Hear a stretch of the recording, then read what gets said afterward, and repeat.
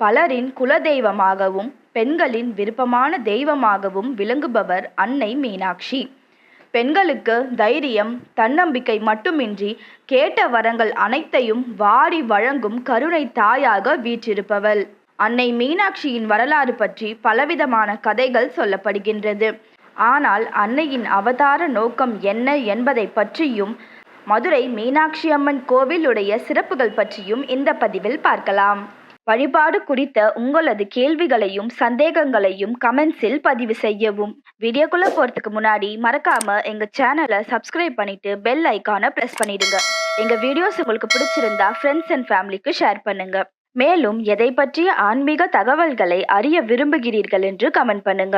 துர்க்கை அம்மன், மகிஷாசுரமர்த்தினி, காஞ்சி காமாட்சி போன்ற அம்பாள் அவதாரங்கள் அனைத்தும் அசுரர்களை வதம் செய்து நல்லவர்களை காப்பாற்ற உண்டானதாகும். இப்படி பல வடிவங்களுள் ஏதாவது ஒரு நோக்கத்திற்காக உருவானது. அப்படி மதுரை மீனாட்சி அம்மன் எந்த அசுரனையும் வதம் செய்ததாக கதைகள் புராணத்தில் இல்லை. அப்படியானால் மதுரை மீனாட்சி அம்மனின் அவதார நோக்கம் என்ன? மீனாட்சி அம்மன் தோன்றிய வரலாறு. கந்தர்வ லோகத்தை சேர்ந்த விஸ்வாவசு என்பவர் மிக சிறந்த சிவபக்தர். அவருக்கு வித்யாவதி என்ற மகள் பிறந்தாள். வித்யாவதி சிறு வயதிலேயே அம்பாள் மீது அளவு கடந்த பக்தி. அவளுக்கு பூமியில் உள்ள புண்ணிய தலம் ஒன்றில் அருள் செய்யும் அம்பிகையை நேரில் தரிசிக்க வேண்டும் என ஆசை ஏற்பட்டது. தனது ஆசையை தனது தந்தையிடம் வெளிப்படுத்தினாள். அவரும் கடம்ப வனமாக இருந்த மதுரையில் அருள் புரிந்த ஷியாமளா தேவியை வழிபடும்படி கூறினார்கள். அதன்படி பூமிக்கு வந்து ஷியாமளா தேவியை தரிசனம் செய்து வழிபட்டு வந்தாள் வித்யாவதி. இந்த தலம் அவளுக்கு மிகவும் பிடித்து விட்டதால் இங்கேயே தங்கி அம்பிகைக்கு சேவை செய்தாள். அவளுடைய பக்தியை கண்டு மனம் குளிர்ந்த ஷியாமளா தேவி 3 வயது சிறுமியாக காட்சியளித்தாள். என்ன வரம் வேண்டும் என அம்பிகையிடம் குழந்தையாக காட்சி தந்து கேட்டாள் அம்பிகை. அதற்கு வித்யாவதி, நீ எனக்கு மகளாக பிறக்க வேண்டும் என வரம் கேட்டார். அதன்படியே அடுத்த பிறவியில் உன் எண்ணம் நிறைவேறும் என அம்பிகையும் வரமளித்தாள். அடுத்த பிறவியில் சூரிய குல மன்னனான சூரசேனனின் மகள் காஞ்சனமாலையாக பிறந்து வளர்ந்தாள் வித்யாவதி. இந்த பிறவியிலும் அம்பாள் மீது தீவிர பக்தி கொண்ட காஞ்சனமாலையை பாண்டிய மன்னனான மலையத்துவசன் திருமணம் செய்து கொண்டார். நீண்ட காலமாகியும் மலையத்துவசனுக்கும் காஞ்சனமாலைக்கும் குழந்தை பாக்கியம் கிடைக்கவில்லை. குழந்தை வரம் வேண்டி அன்னையிடம் வேண்டினார்கள்.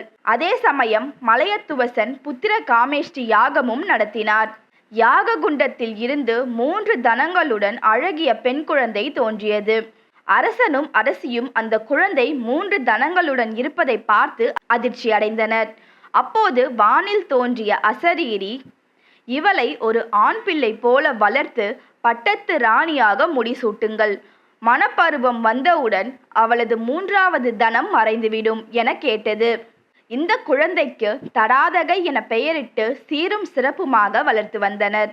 ஆண் வாரிசு இல்லாததால் தடாதகைக்கு அனைத்து கலைகளையும் கற்றுக் கொடுத்தார் மன்னர். அரசன் மலையத்துவசனுக்கு பிறகு மதுரையின் ஆட்சி பொறுப்பை ஏற்ற தடாதகை மீன் போன்று எப்பொழுதும் விழிப்புடன் இருந்து ஆட்சி செய்து வந்தாள். இதனால் தடாதகை என்ற பெயர் காலப்போக்கில் மறைந்து மீனாட்சி என்ற பெயர் உருவாகி அதுவே நிலையாகி விட்டது. தன்னை வேண்டிய பக்தைக்கு அருள் செய்வதற்காக உருவானதே அன்னை மீனாட்சியின் அவதாரமாகும். மீனாட்சி ஆணுக்கு நிகரான அனைத்து வகை போர்க்கலைகளையும் கற்று தேர்ந்தார். மதுரையின் அரசியாக பட்டாபிஷேகத்திற்கு பிறகு படையுடன் மதுரையில் இருந்து கிளம்பி ஒவ்வொரு திக்கிற்கும் சென்று போர் தொடுக்கிறாள் மீனாட்சி. பூமியில் உள்ள ஒவ்வொரு மண்ணையும் வெற்றி கொள்கிறாள். அவ்வாறு கிழக்கு திசையில் சென்றபோது அமராவதி நாட்டின் மன்னனான இந்திரன் மீனாட்சியுடன் போர் செய்கிறான். ஆனால் மீனாட்சியின் வீர பராக்கிரமத்திற்கு ஈடு கொடுக்காமல் தோற்கிறான். இப்படி ஒவ்வொரு திசையிலும் போர் தொடுத்து அனைவரையும் தன் காலில் விழச் செய்கிறாள் மீனாட்சி. இந்திரன், அக்னி, யமன், நிருதி, வருணன், வாயு, குபேரன், ஈசானன் ஆகிய 8 திசை அதிபர்களையும் வெல்கிறாள். இப்படி அனைவரையும் வென்றுவிட்டு இறுதியாக கைலாயத்தின் மீது படையெடுத்து செல்கிறார்கள். சிவபெருமானின் காவலரான அதிகார நந்தியையும் வென்று விடுகிறார்கள் மீனாட்சி. அங்கு குடியிருக்கும் சிவபெருமான் மீனாட்சி யார் என்று அறிந்தவர். ஆதலால் உற்சாகத்துடன் அன்னையை எதிர்கொள்ள செல்கிறார். படை வீரம் கொப்பளிக்க நின்று கொண்டிருக்கிறாள் மீனாட்சி. எதிர்ப்புறத்தில் சிவபெருமான் வந்து கொண்டிருக்கிறார். சிவபெருமான் நெருங்கி வர வர அன்னையின் உள்ளத்தில் வெற்றி வேட்கை குறைந்து வெட்கம் முடிசூடுகிறது. சிவபெருமான் அருகில் வர வர தனது கையில் இருந்த வாளை கீழே போட்டுவிட்டு தலை குனிகிறாள் மீனாட்சி. அப்போது மீனாட்சியின் மூன்றாவது தனம் மறைகிறது. தனது மணாளனை கண்ட பூரிப்பில் ஆழ்ந்து நிற்கிறார். அப்போது சிவபெருமான், அங்கையர் கண்ணியே, நீ என்று மதுரையம்பதியை விட்டு படையுடன் கிளம்பினாயோ அன்றே நானும் உன்னை பின்தொடர ஆரம்பித்து விட்டேன். இன்றுதான் உன்னை நேரில் காண்கிறேன். இனிமேல் நீ என் துணைவி என்று கூறவே அன்னையின் முகம் வெட்கத்தால் சூரியனைப் போல சிவந்தது. அன்றே அன்னையின் கரம் பிடித்தார் சிவபெருமான். மீனாட்சி அம்மன் பட்டாபிஷேகம், திக்விஜயம், திருக்கல்யாணம், தேரோட்டம் ஆகிய வைபவங்கள் இன்றும் சித்திரை திருவிழாவாக வெகு விமர்சையாக கொண்டாடப்படுகின்றது. இதுதான் மீனாட்சி அம்மன் பிறந்த வரலாறு. மதுரை மீனாட்சி அம்மன் திருக்கோயில் பற்றிய சிறப்புகளை பார்க்கலாம். தல சிறப்பு. இத்தலத்தின் வரலாறு தனிப்பெருமை வாய்ந்ததாகும். சிவபெருமான் 64 திருவிளையாடல்களை செய்தருளிய பெருமை வாய்ந்தது இந்த தலம். முற்காலத்தில் மதுரையும் அதை சுற்றியுள்ள பகுதிகளும் கடம்ப மரங்கள் நிறைந்த காடாக இருந்தனர். அக்காலத்தில் குலசேகர பாண்டியன் மணவூரில் இருந்து பாண்டிய நாட்டை ஆண்டு வந்தார். அப்பொழுது மணவூரில் வாழ்ந்த தனஞ்சயன் எனும் தனவணிகனின் வாணிகத்தின் பொருட்டு பல ஊர்களுக்கு சென்று கடம்பவனம் வழியாக தன் ஊருக்கு திரும்பி வந்து கொண்டிருந்தான். வரும் வழியில் இருட்டிவிட்டது. காட்டின் நடுவில் இருட்டிவிட்டதால் ஓர் இடத்தில் தங்க நேரிட்டது. அங்கே ஒரு பொய்கை இருந்தது. அதன் கரையில் தானாக தோன்றிய ஒரு தனி சுடராகிய சுயம்பு லிங்கம் காட்சியளித்தது. தனஞ்சயன் அந்த பொய்கையில் நீராடி சிவலிங்கத்தை வணங்கி பின்பு ஓரிடத்தில் தங்கி இளைப்பாறினான். அன்று இரவு ஒரு அதிசயம் நடந்தது. வானுலக தேவர்கள் பலர் அங்கு வந்தனர். 4 யாமங்களில் அச்சிவலிங்கத்துக்கு முறையாக பூஜைகள் செய்து வழிபட்டனர். ஆடலும் பாடலும் சிறப்பாக நடைபெற்றனர். இதை கண்ட தனஞ்சயன் மறுநாள் காலை மணவூர் சென்றதும் குலசேகர பாண்டிய மன்னனிடம் தான் கண்டவற்றை எல்லாம் கூறினான். பாண்டிய மன்னனின் கனவில் சித்தர் வடிவில் அன்று இரவே சிவபெருமான் தோன்றி, பாண்டிய மன்னா, யாம் எழுந்தருளி இருக்கும் கடம்பவனத்தை திருத்தி நாடாக்குக என கூறி மறைந்தார். அக்கடமையை ஏற்று குலசேகரன் கடம்பவனத்தில் காட்சி தந்த சிவலிங்கத்திற்கு ஒரு மாபெரும் ஆலயத்தை எழுப்பினார். அதை சுற்றிலும் அகன்ற வீதிகளும் மணிமாடங்களும் நிறைந்த அழகிய திருநகர் ஒன்றை அமைத்தார். இந்த வரலாற்றின் அடையாளமாக இன்றும் திருக்கோவிலின் வடக்கு சுற்றில் கடம்ப மரம் ஒன்று காட்சியளிக்கின்றது. மேலும் இத்தலம் இலக்கியங்களில் கடம்பவனம் என்றே குறிப்பிடப்படுகின்றது. பாண்டிய மன்னர்கள் பலரும் பல காலங்களாக புகழுடன் அரசாண்டனர். பாண்டி நாடே பழம்பதி, தில்லை கூத்தனே, தென்பாண்டி நாட்டானே என மாணிக்க வாசகர் பெருமையாக பாடியது இந்த பாண்டிய நாடு. மூர்த்தி சிறப்பு, தல சிறப்பு, தீர்த்த சிறப்பு என்னும் முப்பெரும் சிறப்புகளால் முதன்மை பெற்று விளங்கும் இத்தலம் நினைத்தாலே முக்தி தரும் தன்மையுடையது. மதுரை நகரின் எல்லையை மன்னனுக்கு உணர்த்த இறைவன் தன் கங்கணமாயிருந்த பாம்பினை எடுத்துவிட அது வட்ட வடிவாக தன் வாளை வாயால் கவ்வியது.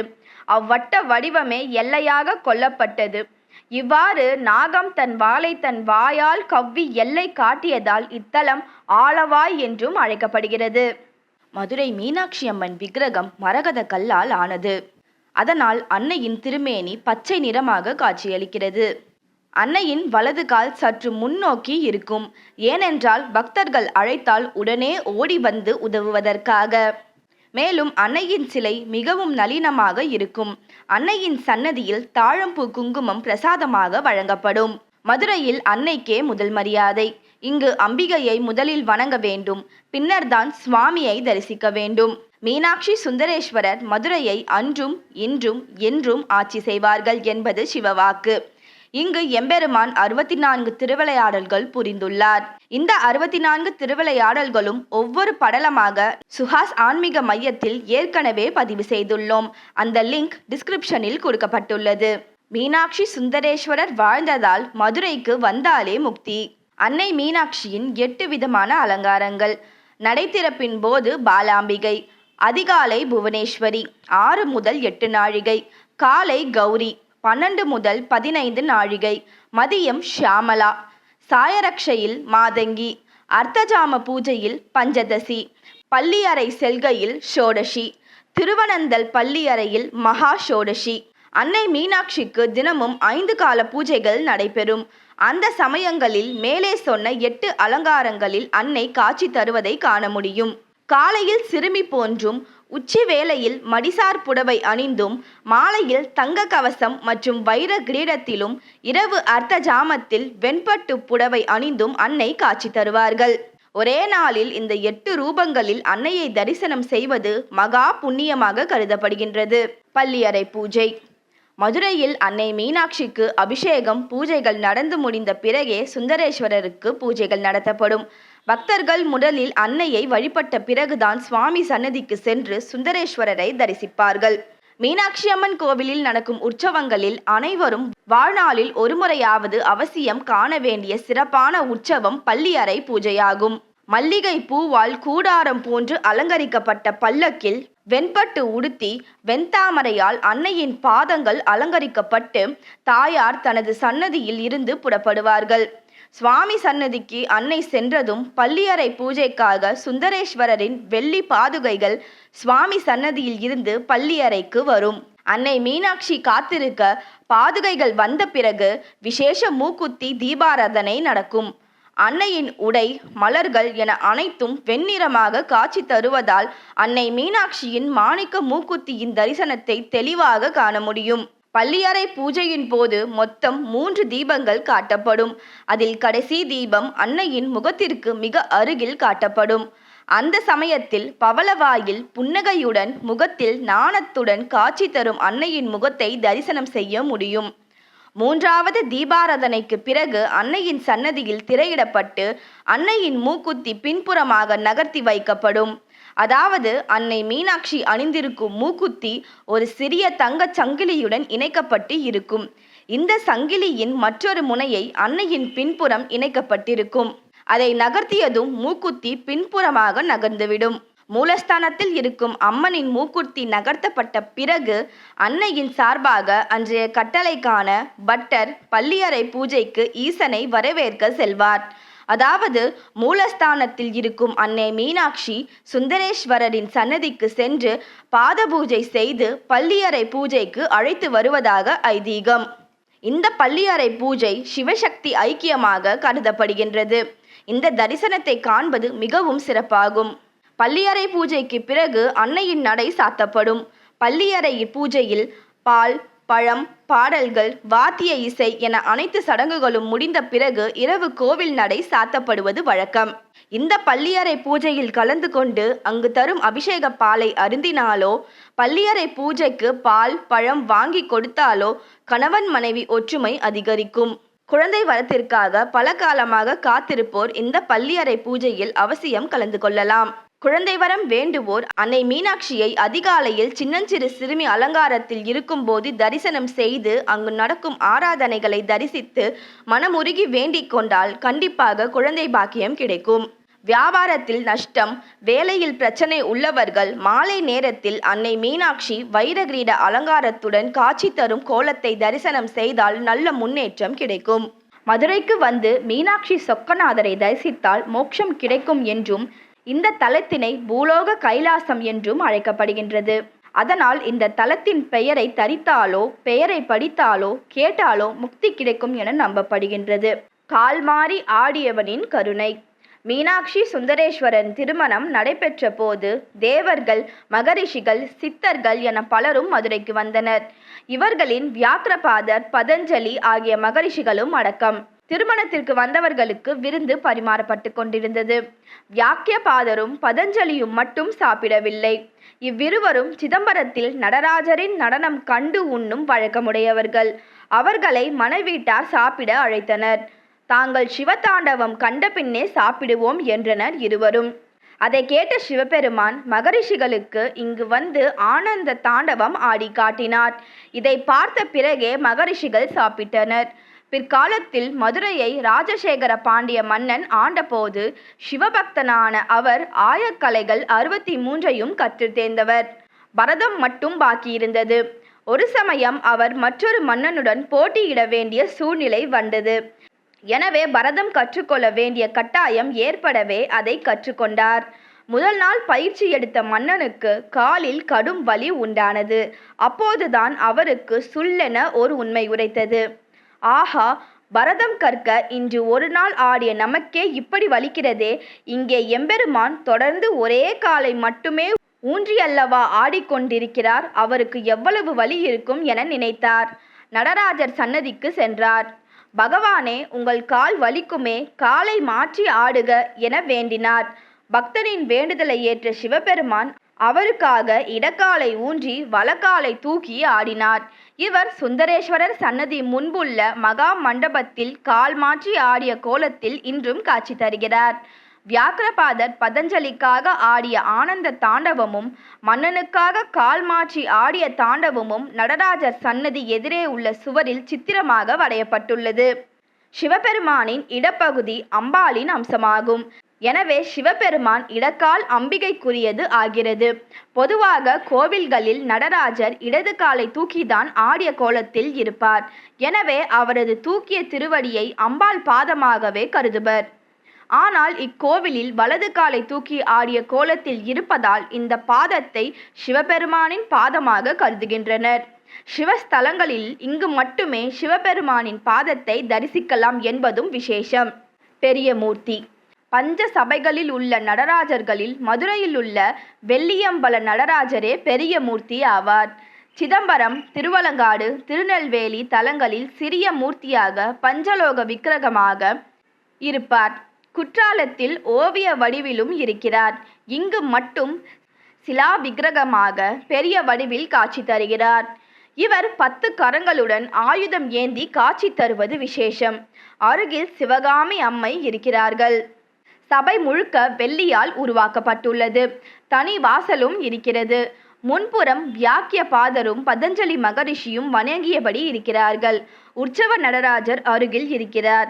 இவரது சன்னதி எதிரே நின்று சுந்தரேஸ்வரரையும் நடராஜரையும் ஒரே நேரத்தில் தரிசிக்கலாம். சதா என்றால் எப்போதும் என பொருள். எங்கு திரும்பினாலும் சிவபெருமானின் முகம். எதை கேட்டாலும் சிவசிவ எனும் மந்திர ஒலி. இதன் அடிப்படையில் உருவாக்கப்பட்டது சதாசிவம் சிலை. இந்த சிலையை 7 நிலைகள் கொண்ட அம்மன் கோபுரத்தில் காணலாம். திருநீறு விநாயகரை வணங்கிவிட்டு அம்மன் சன்னதிக்கு செல்லும் வழியில் நின்று இந்த கோபுரத்தை கவனித்தால் அருமையாக சதாசிவ தரிசனம் கிடைக்கும். அம்பிகை அணிவித்த மாலை. திருச்செந்தூர் முருகர் அருளால் கவிபாடும் புலமை பெற்ற குமரகுருபரர் ஒரு சமயம் காசி யாத்திரை சென்றார். மதுரை வழியாக சென்ற அவர் இக்கோவிலுக்கு வந்தார். மீனாட்சியை வணங்கிய அவர் பிள்ளை தமிழ் பாடினார். திருமலை நாயக்கர் அவர் பாடுவதை கேட்டு கொண்டிருந்தார். மீனாட்சியை குழந்தையாக பாவித்த குமரகுருபரர் அவளின் சிறப்புகளை பாடிய போது குழந்தை வடிவில் வந்து பாடலை அம்பாள் கேட்டாள். அவருக்கு தன் கழுத்தில் அணிந்திருந்த முத்து மாலையை எடுத்து அணிவித்தாள். மீனாட்சி அம்மை பிள்ளை தமிழில் குமரகுருபரர் குறிப்பிட்ட நிகழ்ச்சிகள் அம்பாள் சன்னதியை சுற்றி உள்ள சுவரில் சிற்பமாக உள்ளது. குமரகுருபரர் பிள்ளை தமிழ் பாடியது, அம்பிகை மாலை அணிவித்தது ஆகிய நிகழ்ச்சிகளை அம்பாள் சன்னதி முன்புள்ள 6 கால் மண்டபத்தில் ஓவியமாக காணலாம். கண்ணொளி தந்த அங்கையர்கண்ணி. அன்னை மீனாட்சிக்கு அங்கையர்கண்ணி என்ற கண்ணோடு சம்பந்தப்பட்ட பெயர் உண்டு. இதற்கு மீன் போன்ற கண்கள் உடையவள், மீன் தன் குட்டிகளை கண்களாலே பாதுகாப்பது போல காப்பவள் என்றெல்லாம் பொருள் சொல்வார்கள். ஆனால் தீயில் தன் கண்களை இழந்த ஒரு பக்தனுக்கு அவள் கண்ணொளி வழங்கிய கதை இது. மெய்ஞானியான நீலகண்ட தீட்சிதர் சிறு வயதிலேயே மீனாட்சி உபாசகராக திகழ்ந்தார். இவரது ஞானத்தை கண்ட திருமலை நாயக்கர் இவரை தனது முதலமைச்சராக நியமித்தார். அரச பதவி என்றாலும் ஆன்மீக வாழ்க்கையை கைவிடாது தத்துவ மார்க்கத்தில் ஈடுபட்டு கொண்டு விளங்கினார் தீட்சிதர். நீலகண்டருக்கு ஒரு பெரும் சோதனை வந்தது. திருமலை மன்னரின் மனைவியின் சிலையை தீட்சிதர்கள் நேரடி பார்வையில் சிற்பி சுந்தரமூர்த்தி செதுக்கினார். ராணியின் வலது தொடையில் ஒரு லேசான சில்லுக்கள் சிதறி விழுந்தது. சிலையில் குறையாக தெரிந்ததால் சுந்தரமூர்த்தி அதை சரி செய்ய முயன்றார். மீண்டும் அதே இடத்தில் சில்லு சிதறி விழுந்தது. தெய்வீக கலையில் கைதேர்ந்த தீட்சிதரிடம் சிற்பி இது பற்றி தெரிவித்தார். ஞானக்கண் கொண்டு பார்த்த தீட்சிதர் ராணியின் வலத்தொடையில் மச்சம் இருப்பது தெரிந்தது. ஆகையால் அது அப்படியே இருக்கட்டும் என்று சிலையை அமைத்துவிடும்படி கட்டளையிட்டார். நடந்த நிகழ்ச்சிகளை அறிந்த திருமலை நாயக்க மன்னர் மனதில் சந்தேகம் ஏற்பட்டது. அவரை கைது செய்யும்படி உத்தரவிட்டார். காவலர் அவரது வீட்டிற்கு வந்தனர். அவர்கள் நடந்ததை தெரிவித்து கைது செய்ய வந்திருப்பதையும் கூறினர். அப்போது தீட்சிதர் உலகை ஈன்ற நாயகி மீனாட்சி அம்மைக்கு கற்பூர ஆரத்தி செய்து கொண்டிருந்தார். தன் மீது மதிப்பும் மரியாதையும் கொண்டிருந்த மாமன்னர் தன் மீது சந்தேகம் கொண்டதை எண்ணி வருந்தினார். உணர்ச்சி வசப்பட்டவராய் கற்பூர ஜோதியை தன் கண்ணில் வைத்து கொண்டு கண்களை பொசுக்கிக் கொண்டார். மன்னருக்கு செய்தி சென்றது. அவர் தம் தவறை உணர்ந்து தீட்சிதரின் இல்லத்திற்கு ஓடோடி வந்து தவறுக்கு வருத்தம் தெரிவித்தார். ஞானமே வடிவான தீட்சிதர் மீனாட்சி அம்மை மீது ஆனந்த சாகர ஸ்தவம் எனும் 108 ஸ்லோகங்களை சொல்லி பாடினார். அப்போது மீண்டும் கண்ணொளி கிடைத்தது. பிறகு திருமலை மன்னர் நீலகண்டருக்கு திருநெல்வேலி அருகிலுள்ள பாலமடை என்ற இடத்தை தானமாக அளித்தார். அங்கே ஒரு சிவாலயம் அமைத்தார் தீட்சிதர். அம்மையையும் அப்பனையும் வழிபட்டு அங்கேயே சமாதி அடைந்தார். 8 காலம் 8 கோலம். தாய்மையின் பூரணத்துவம் பொங்கிடும் கண்களால் நம்மை எல்லாம் கடை தேற்றும் ஜெகன் மாதாவான அம்பிகை ஒவ்வொரு நாளும் மீனாட்சி அம்மன் பல்வேறு திருக்கோலங்களில் அருள் பாலிப்பதாக ஐதீகம். திருவனந்தல், விழா பூஜை, காலசந்தி, திரிகாலசந்தி, உச்சிக்காலம், சாயரக்ஷை, அர்த்தஜாமம், பள்ளியறை பூஜை என தினமும் 8 கால பூஜைகள் இங்கு நடக்கிறது. இந்த 8 காலங்களிலும் முறையே மகாஷாடஷி, புவனை, மாதங்கி, பஞ்சதசாட்சரி, பாலா, ஷியாமலா, சோடஷி ஆகிய திருக்கோலங்களில் அம்பிகை பாவித்து வழிபடுவது இத்தலத்திற்கே உரிய ஒன்றாகும். இப்பூஜைகள் திருமலை நாயக்கரின் அமைச்சராக பணிபுரிந்த நீலகண்ட தீட்சிதர் வகுத்து வைத்தபடி நடந்து வருகிறது. இங்கு காரண காமிக ஆகமங்கள் பின்பற்றப்படுகின்றன. மீனாட்சி அம்பிகை கிளி ஏந்திய காரணம். ஆயக்கலைகளின் முழு வடிவாகிய கிளியை ஏந்தியபடி அன்னை மீனாட்சி நின்ற திருக்கோலத்தில் மதுரையில் அருளாட்சி புரிகிறார்கள். அவர்களிடம் கிளி இருக்க என்ன காரணம்? பக்தன் தன் கோரிக்கையை அம்பாளிடம் சொல்கிறான். அதை கவனமாக கேட்கும் கிளி அம்பாளிடம் அதை திரும்ப திரும்ப சொல்லி நினைவூட்டுகிறது. இதனால் நமது கோரிக்கைகள் விரைவில் நிறைவேற்றப்படுகிறது. சித்தருக்கு பூம்பந்தல் வழிபாடு. 18 சித்தர்களின் தலைமை சித்தராக சிவபெருமானே விளங்குகிறார். இதனால் அவர் எல்லாம் வல்ல சித்தர் என பெயரும் பெற்றார். இவருக்கு இங்கு தனி சன்னதி உள்ளது. சித்தருக்கு அபிஷேகம் கிடையாது. மூலிகை மற்றும் சாம்பிராணி தைலம் மட்டும் சாத்தப்படும்.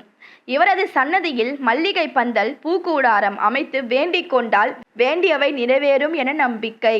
சிவபெருமானே இங்கு சித்தராக இருப்பதால் இவரது சன்னதி எதிரே நந்தி கிடையாது. இந்த நந்தி சிவபெருமானின் உத்தரவிற்கு காத்திருக்கும் விதமாக செவி சாய்த்து காட்சியளிப்பது விசேஷம். உபதேச தட்சிணாமூர்த்தி முருகனை வளர்த்த கார்த்திகை பெண்களுக்கு சிவன் அஷ்டமா சக்திகளை உபதேசம் செய்தார். அவர்கள் அதனை மறந்து விட்டதால் கல்லாக மாறினர். தங்களுக்கு விமோச்சனம் வேண்டி சிவகங்கை மாவட்டத்தில் உள்ள பட்டமங்கலம் என்னும் தலத்தில் தவமிருந்தனர். அவர்களுக்கு இத்தலத்து சிவபெருமான் குருவாக இருந்து அஷ்டமா சித்திகளை மீண்டும் உபதேசித்தார். இவர் மதுரையில் சிவபெருமானின் சன்னதி கோஷ்டத்தில் உபதேச தட்சிணாமூர்த்தியாக காட்சி தருகிறார். இவரை வேத தட்சிணாமூர்த்தி என்றும் அழைக்கிறார்கள். கொடிமரத்தில் சம்பந்தர்.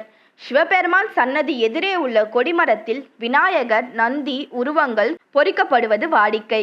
ஆனால் சுந்தரேஸ்வரர் சன்னதி எதிரில் உள்ள கொடிமரத்தில் சம்பந்தர் இருக்கிறார். மதுரையை ஆட்சி செய்த பாண்டிய மன்னனுக்கு வெப்பு நோய் உண்டான போது சம்பந்தர் சிவபெருமானை வேண்டி திருநீற்று பதிகம் பாடி மடைப்பள்ளி சாம்பலை கொடுத்து குணமாக்கினார். சமண மதத்தினருடன் போட்டியிட்டு அவர்களை வென்று மீண்டும் சைவ மதத்தை நிலைநாட்டினார். இவ்வாறு மதுரையில் சிவ வழிபாட்டு தழைப்பதற்காக காரணமாக இருந்தவர் சம்பந்தர். எனவே இவருக்கு வகையில் சுவாமி சன்னதியில் கொடிமரத்தில் சம்பந்தரை வடித்துள்ளனர். முக்குறுணி விநாயகர். மதுரை மீனாட்சி அம்மன் கோவிலில் ஏராளமான விநாயகர் சிலைகள் இருந்தாலும் முக்குறுணி விநாயகரே உருவத்தால் பெரியவர். ஒரு குறுமணி என்பது 4 அடி 6 கிலோ. இந்த விநாயகருக்கு 18 கிலோ பச்சரிசி மாவாலான கொழுக்கட்டை விநாயகர் சதுர்த்தி நாளில் படைக்கப்படுகிறது. அந்த பெயரே இவருக்கு நிலைத்துவிட்டது. திருமலை நாயக்கர் வண்டியூரில் தெப்பக்குளம் வெட்டிய போது பூமிக்குள் இந்த விநாயகர் சிலையை கண்டெடுத்தனர். அதை மீனாட்சி அம்மன் கோவிலில் பிரதிஷ்டை செய்தனர். இந்த விநாயகர் முன்பு உள்ள நிலை விளக்குகளால் திருமலை நாயக்கர் மற்றும் அவரது குடும்பத்தினரின் உருவங்களை பார்க்கலாம்.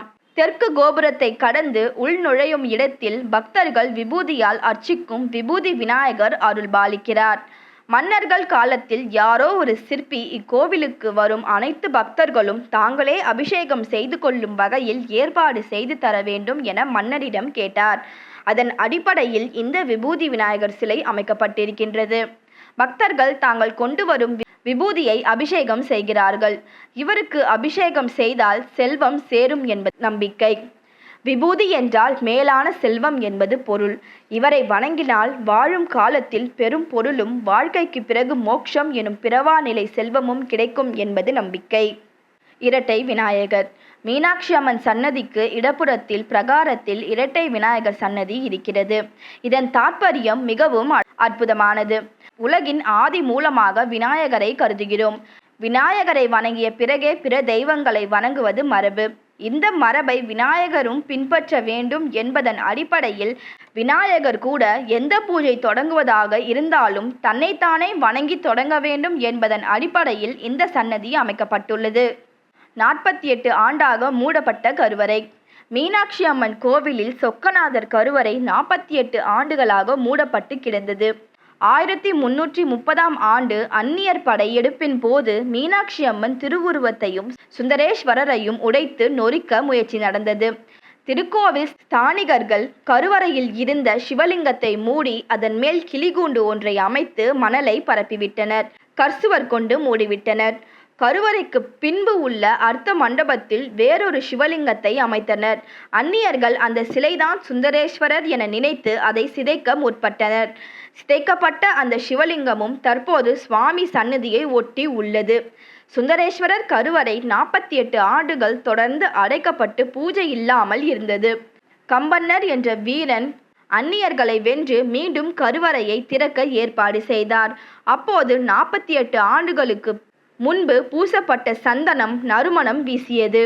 சிவலிங்கத்தின் இரு பக்கமும் ஏற்றி வைக்கப்பட்ட வெள்ளி விளக்குகள் அணையாமல் எரிந்து கொண்டிருந்தது. இது அதிசயமாக கருதப்பட்டது. கோவிலை சுற்றி சிறப்பு பெற்ற மண்டபங்கள். அஷ்டசக்தி மண்டபம். கிழக்கு கோபுரத்தின் வழியாக அம்மன் சன்னதிக்கு நுழையும் போது முதலில் வரும் மண்டபமே அஷ்டசக்தி மண்டபம். இதில் உள்ள 8 தூண்களில் கௌமாரி, ரௌத்ரி, வைஷ்ணவி, மகாலட்சுமி, யக்குரூபணி, ஷியாமலா, மகேஸ்வரி, மனோன்மணி ஆகிய 8 சக்திகள் காட்சியளிக்கின்றனர். இவர்களை வணங்குவோர் தைரியமாக இருப்பர் என்பது நம்பிக்கை. ஒரு காலத்தில் இந்த மண்டபம் அன்னதான மண்டபமாக இருந்தது. பிற்காலத்தில் ஆவணி மூல வீதி ஏற்பட்ட பிறகு தெற்கு ஆவணி மூல வீதியில் அமைக்கப்பட்ட சோற்றுக்கடைகளில் தானம் செய்யப்பட்டது. எனவே இங்குள்ள ஒரு தெருவிற்கு சோற்றுக்கடை தெரு என்ற பெயரும் இப்போது இருக்கின்றது. மீனாட்சி நாயக்கர் மண்டபம். அஷ்டசக்தி மண்டபத்தை அடுத்து அமைந்துள்ளது மீனாட்சி நாயக்கர் மண்டபம். இதன் நீளம் 160 அடி. 6 வரிசைகளாக தூண்கள் அமைக்கப்பட்டுள்ளது. இந்த மண்டபத்தின் மேல் விட்டத்தில் ராசி கட்டம் பொறிக்கப்பட்டுள்ளது. திருமலை நாயக்கரின் அமைச்சரான மீனாட்சி நாயக்கர் கட்டியதால் இந்த பெயர் பெற்றது. முதலி மண்டபம். இந்த மண்டபத்தை கடந்தை முதலியார் கட்டினார். சிவபெருமான் பிக்ஷாடனராக இங்கு காட்சியளிக்கிறார். மோகினியின் சிற்பத்தில் ஆடை மடிப்புகள் அழகாக வடிவமைக்கப்பட்டுள்ளன. ஊஞ்சல் மண்டபம். அம்மன் சன்னதி நுழைவு வாயிலை ஒட்டி ஊஞ்சல் மண்டபம் அமைக்கப்பட்டுள்ளது. ராணி மங்கம்மா இதை கட்டினார். ஊஞ்சல் மண்டபத்தின் எதிரில் தெப்பக்குளத்தின் மேற்கூரையில் மங்கம்மாள் மற்றும் நாயக்க அரசர்களின் தலவாயான ராமப்ப ஐயர் ஆகியோரின் சிலைகள் அமைக்கப்பட்டுள்ளது. சங்கிலி மண்டபம். அம்மன் சந்நிதி நுழைவு வாயிலில் சங்கிலி மண்டபம் உள்ளது. இதில் சுக்ரீவன், வாலி, கிராதார்ச்சுனர் ஆகியோரின் சிலைகள் உள்ளன. சொக்கநாதர் கருவறைக்கு வடக்கே கரிய மாணிக்க பெருமாள் கோவில் இருந்ததாக ஒரு தகவல் உண்டு. அந்த கோவிலின் தூண்களாக இவை இருக்கக்கூடும் என ஒரு கருத்தும் நிலவுகிறது. நாயக்க மன்னர்கள் இங்கு ஆண்டு வந்ததால் அவர்களும் இதை நிறுவியிருக்கலாம் என்ற கருத்தும் உண்டு. நூற்றுக்கால் மண்டபம். இந்த மண்டபத்தில் 100 தூண்கள் உள்ளன. நடராஜ பெருமான் இங்கு நடனம் ஆடுகிறார். தற்போது இந்த மண்டபம் தியான மண்டபமாக உள்ளது. சுவாமி சந்நிதிக்கு வெளியே கொடிமரத்தின் அருகே அமைந்துள்ளது. 1526இல் சின்னப்ப நாயக்கர் இதை கட்டினார். புது மண்டபம். கிழக்கு கோபுரத்தின் எதிரே உள்ள மண்டபத்தை புது மண்டபம் என்பர். இதன் உண்மையான பெயர் வசந்த மண்டபம். கோடை காலத்தில் இந்த மண்டபத்தின் இரு பக்கமும் உள்ள பள்ளங்களில் தண்ணீரை நிரப்புவர். அப்போது மண்டபத்திற்கு உள்ளே அமர்ந்திருப்பவர்களுக்கு குளிர்ச்சியாக காற்று கிடைக்கும். அநேகமாக இந்த மண்டபம்தான் மீனாட்சி அம்மன் கோவிலில் கடைசியாக கட்டப்பட்டிருக்க வேண்டும். அதனால் புது மண்டபம் என்ற பெயர் உருவாகியிருக்கலாம் என்ற கருத்து இருக்கின்றது. 133 அடி நீளமும் 105 அடி அகலமும் கொண்ட இந்த மண்டபம் 25 அடி உயரமுள்ள 500 தூண்களுடன் கட்டப்பட்டது. திருவிழா காலங்களில் இந்த மண்டபத்தில்தான் சுவாமி எழுந்தருளி இருக்கிறார். ராவண அனுகிரக மூர்த்தி, திரிபுராந்தகர், காளி, கல்யாண சுந்தரேஸ்வரர், பிரம்மன், இந்திரன், அர்த்தநாரீஸ்வரர், ஊர்த்துவ தாண்டவர், சங்கர நாராயணர், அதிகார நந்தி, கருங்குருவிக்கு உபதேசித்த லீலை, கல் யானைக்கு கரும்பு கொடுத்தது, பன்றிக்குட்டிகளுக்கு பால் கொடுத்தது, புலியை மான் குட்டிகளுக்கு பால் கொடுக்க செய்த லீலை, வியாக்கிரபாதர், பதஞ்சலி, வாயர்காவலர், தடாதகை பிராட்டி, சுந்தரேஸ்வரர், சந்திரன், சூரியன், ஏகபாத மூர்த்தி, கஜசம்ஹார மூர்த்தி, குதிரை வீரர்கள், யாழிகள், மனைவியருடன் திருமலை நாயக்கர்கள் மற்றும் 9 நாயக்க மன்னர்களின் சிலை அமைக்கப்பட்டுள்ளது. கம்பத்தடி மண்டபம். சுவாமி சன்னதியின் 2ஆம் பிரகாரத்தில் உள்ளது இந்த மண்டபம். கைலாசரூடர், சந்திரசேகர், இடபாந்திகர், லிங்கோத்பவர், சாமதகனர், நடராஜர், சுகாசனர், காலசம்ஹாரர், மார்க்கண்டேயர், சோமசுந்தரர், கல்யாண சுந்தரர், திரிபுராந்தகர், சங்கர நாராயணர், அர்த்தநாரீஸ்வரர், இடபாரூடர், ஏகபாத மூர்த்தி, சக்கரதரர், சலநீல ராணுக்கிரகர், தட்சிணாமூர்த்தி, கஜசம்ஹாரர், சண்டேசானுக்கிரகர், சோமசுந்தரர், கிராதர்சுனர், உருத்திரர், பிச்சாடனர் ஆகியோருக்கு சிலைகள் இங்கே உள்ளது. ஆயிரங்கால் மண்டபம். மீனாட்சி அம்மன் கோவிலில் ஆயிரங்கால் மண்டபம் மிகவும் சிறப்பு பெற்றது. தமிழகத்தின் திருவண்ணாமலை, சிதம்பரம், திருவாரூர், திருவானைக்காவல், ஸ்ரீரங்கம், திருநெல்வேலி ஆகிய கோவில்களுடன் சேர்ந்து மதுரை மீனாட்சி அம்மன் கோவிலும் ஆயிரங்கால் மண்டபம் சிறப்பு பெற்றது. நாயக்க மன்னர்களின் தளவாயாக இருந்த அரியநாத முதலியார் இந்த மண்டபத்தை அமைத்தார். தொன்மையான பொருட்களின் களஞ்சியமாக இந்த கலைக்கூடம் இருக்கிறது. கண்ணப்பர், அரிச்சந்திரர், குரவன் குரத்தி உருவச்சிலைகள், இசைத்தூண்கள், அன்னத்தின் மீது அமர்ந்த ரதி ஆகிய சிலைகளை இங்கு காணலாம். மாத பெயரில் வீதிகள். மீனாட்சி அம்மன் கோவிலுக்கு பிற கோவில்களில் இல்லாத ஒரு விசேஷம் உண்டு. அதாவது தமிழ் மாதங்களில் நடக்கும் விழாவின் போது சுவாமி அம்பாள் எந்த வீதிகளில் எழுந்தருளுகிறார்களோ அந்த வீதி அம்மாதத்தின் பெயரிலேயே அழைக்கப்படுகிறது. ஆடி, சித்திரை, ஆவணி, மாசி வீதி என கோவிலை சுற்றி 4 வீதிகள் இருக்கிறது. இதில் ஆவணி வீதி மட்டும் மூல நட்சத்திரத்துடன் இணைந்து ஆவணி மூல வீதி என அழைக்கப்படுகிறது. சிவபெருமானின் திருவிளையாடல்களில் பிட்டுக்கு மண் சுமந்த லீலை இம்மாதத்தில் நிகழ்ந்தது. எனவே ஆவணி மூலம் நட்சத்திரத்தில்தான் பிட்டு திருவிழா இங்கு விசேஷமாக நடக்கிறது. இவ்விழாவின் போது சுவாமி வீதியை சுற்றி வருகிறார். ஒரு நாள் மட்டும் யானை பவனி. மதுரை சொக்கநாதருக்கு பல வாகனங்கள் உள்ளன. ஆனால் வெள்ளி ஐராவத யானை வாகனம் மிகவும் விசேஷமானதாக கருதப்படுகிறது. இந்த வாகனத்தில் திரு கல்யாணத்தன்று மாலையில் மட்டும் எழுந்தருள்வார். இந்த யானையை மையப்படுத்தி யானை யானை அழகர் யானை ஆடுமாம் சொக்கர் கொம்பானை, அழகரும் சொக்கரும் ஏறும் யானை, என்ற குழந்தை தாலாட்டு பாடலும் இருக்கின்றது. முதல் திருவிளையாடலான இந்திரனிற்கு சாப விமோச்சனம் கொடுத்த நிகழ்வு அமைந்தது. இந்த திருவிளையாடல் சித்ரா பௌர்ணமியின் போது நடக்கிறது. அன்று உச்சி காலத்தில் சிவபெருமான் சன்னதி எதிரில் இந்திரன் சிலையை வைத்து சிவபெருமானுக்கு தீபாராதனை செய்கின்றனர். இந்த பூஜையை இந்திரனே செய்வதாக ஐதீகம். தாயுமானவர் கம்பத்தடி மண்டபத்தில் வடக்கு நோக்கிய தூணில் கர்ப்பமாக ஒரு பெண் நிற்பதையும் அவளுக்கு கீழே ஒரு மூதாட்டி பிரசவம் பார்க்கும் நிலையில் நிற்பதையும் காணலாம். கீழே நிற்கும் பெண் தாயுமானவர் எனப்படுவார். சிவபெருமானுக்கு தாயுமானவர் என்ற பெயரும் உண்டு. தனது பக்தையின் பக்திக்கு இணங்கி சிவபெருமானை பிரசவம் பார்த்ததால் இந்த பெயர் ஏற்பட்டது. இவருக்கு கோவில் திருச்சியில் உள்ளது. அந்த காட்சி இந்த தூணில் வடிவமைக்கப்பட்டுள்ளது. பெண்கள் சுகப்பிரசவமாக இந்த சிற்பத்திற்கு எண்ணெய் காப்பிட்டு வேண்டிக் கொள்வது இங்கே விசேஷம். தூணில் சரபேஸ்வரர். இரணியனை கொன்ற நரசிம்மர் இங்குமங்கும் அலைந்தார். அசுரனின் ரத்தம் நரசிம்மரை கோபத்திற்கு ஆளாக்கியது. ஆவேசத்தை தணிக்கும்படி தேவர்கள் சிவபெருமானை வேண்டினர். சிவபெருமான் மனிதன், மிருகம், பறவை என்ற அதிசய உருவெடுத்து நரசிம்மரை ஆலிங்கனம் செய்து, அதாவது சாந்தப்படுத்தினார். இந்த சரப பெருமான் திருக்கல்யாண மண்டபத்திற்கு எதிரே உள்ள தூணில் காட்சி தருகிறார். ராகு காலத்தில் இவருக்கு வழிபாடு நடக்கிறது. மாறும் ஆட்சிகள். ஒரு இல்லறம் நன்கு சிறக்க வேண்டுமானால் கணவனும் மனைவியும் இணைந்து செயல்படுவது அவசியம்.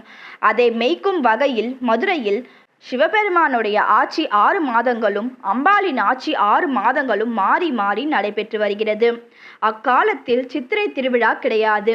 மாசியில்தான் விழா நடந்தது. இதை மெய்ப்பிக்கும் வகையில் இப்போதும் மாசி வீதியில்தான் சித்திரை திருவிழா பவனி நடக்கிறது. திருமலை நாயக்க மன்னர் சைவ வைணவ ஒற்றுமையை கருதி அழகர் ஆற்றில் இறங்கும் நிகழ்ச்சியையும் மீனாட்சி அம்மனின் மாசி திருவிழாவையும் சித்திரைக்கு மாற்றினார்.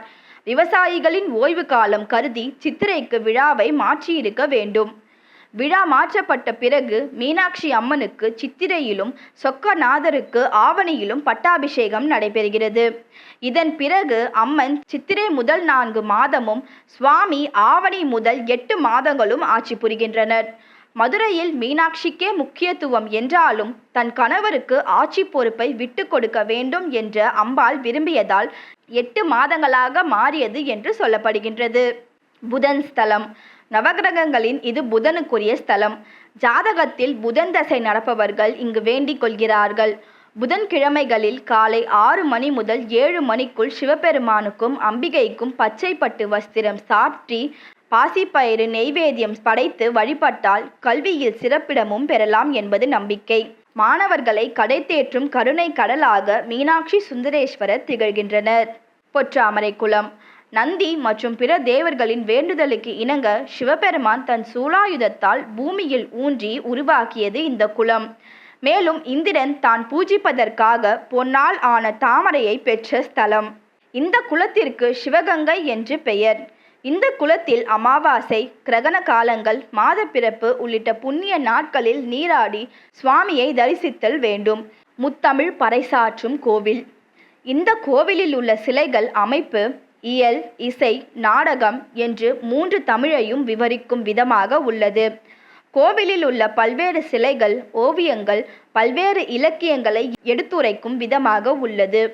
இங்குள்ள பல தூண்களும் சிலைகளும் இசை பாடக்கூடியது. பல நடன சிற்பங்கள், நாடக சிற்பங்கள் அமைத்து முத்தமிழை முழுவதுமாக உரைக்கின்றது. வழிபாடு.